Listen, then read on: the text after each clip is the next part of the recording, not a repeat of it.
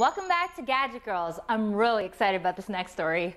If you're a gamer, you'll love this. I got to hang out with Vincent from Gesture Tech. Now he showed me the future of gaming and how very soon the gamer will be able to be put in the middle of the game and control what happens with their own movements. Check it out.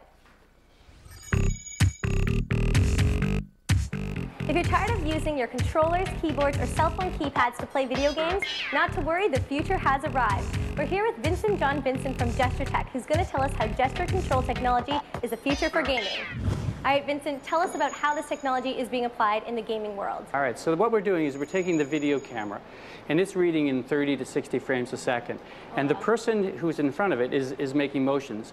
Our video gesture analysis is really looking for where their motion is. We find their hands, their elbows, different parts of their body, and we're able to detect when it's moving and when it's interacting with the animation, and that happens instantly, and so things will move with them. But where we're going now, if 3D cameras, or depth cameras, are the next level to which we're going. And those 3D depth cameras are not only going to be able to ignore what's behind you at a certain depth and let people walk by, but they're also going to let you have much more 3D dynamic interaction. It's going to be measuring you in a 3D bitmap, and the types of movements and the types of actions that we can measure are going to be that much more advanced. I'm assuming that the cameras that are utilized in games, such as your webcam and the ones embedded in your cell phone, are the 2D ones. Is that correct? That's true at the moment, yes. And then when the technology becomes less expensive, we might be seeing webcams and cell phones that have 3D embedded cameras? Exactly. And by then, the dynamics of what you can do in the game will be that much more engaging.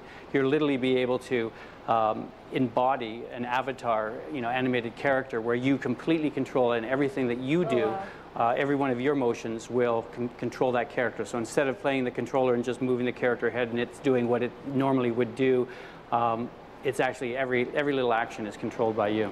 Oh wow, that sounds really cool actually. And now diving a little bit more into the mobile devices themselves, I know you guys came up with a software development kit called OhMiBod. Can you explain to us a little bit about what types of gesture control we can expect to see using that?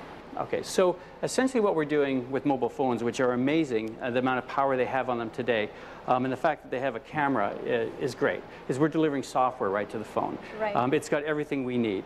When the camera looks out into the world, it's seeing the world and knows how the phone is moving on what angle. Right. So not only are we adding the things that we had done in the past with immersion, but we're now using it almost like a joystick in your hand, which is very natural. So if you're doing a 3D game and you want to move your character forward, you're just leaning forward. You want to go to the side, you want to move around. Or in the case where we want to use the technology to say maybe you're holding your phone and the hand is actually the interaction. So if the camera's looking in or looking out, you can essentially then interact as if you're playing. The phone is static, but you're moving. Yeah. So again, something like playing tennis or anything where you're moving and trying to knock things around. In addition to that, some of the applications that have been created are putting the phone down literally and stepping back and having your whole body show up in it, and then like boxing games, for example, or fitness games. You can sit back and punch at the screen, and it's going to recognize what you're doing. Exactly. Docomo, who has our technology on all of their phones in Japan, some 35 million, has about 200 applications, and they're doing things like bowling games and very large movements, fishing games. Exactly. So it's like a Wii in your hand, but the camera's doing the tracking. Beyond just the immersive stuff that we initially created, we also moved to using that same technology with the camera to use it in other ways where more people could interact at the same time. For instance, we made interactive surfaces on the floor where we project down onto the floor and the camera watches and then lets people step right onto that surface and interact with it. So whether they're playing a game like soccer and kicking the ball around, or whether there's just all sorts of interesting effects like a pond filled with fish. The ripple effect when you step in, that kind of thing. Yeah, so it lets people play with it and have fun and get engaged, and you can do really any kind of creative content with it.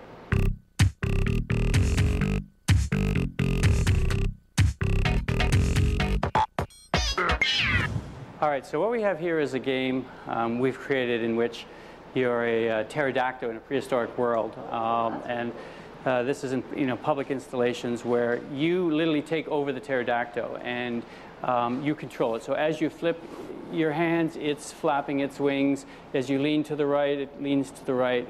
Go to the left, it'll lean to the left. So I'm out here, pterodactyl, on a fishing trip, and essentially what I want to be doing is getting over top of the fish. So hopefully a little dive, but I got to avoid getting caught, and unfortunately you can see I've flown a little low, so I got to really flap like crazy to get out of the jaws and carry on with my trip. So beyond this, we have a lot of other types of applications in which we actually put your real image in the game, and you're in there whether you're flying through the world by navigating, leaning right or left, or whether you're in a soccer net and defending balls. It's fully engaging, as you can see, full body interaction, and that sort of differs it from current games today. Awesome. Well, we've seen how then this technology can be applied to a wide variety of gaming applications. So next time your fingertips are hurting from madly pressing buttons, maybe you'll consider gesture control gaming as a solution for you.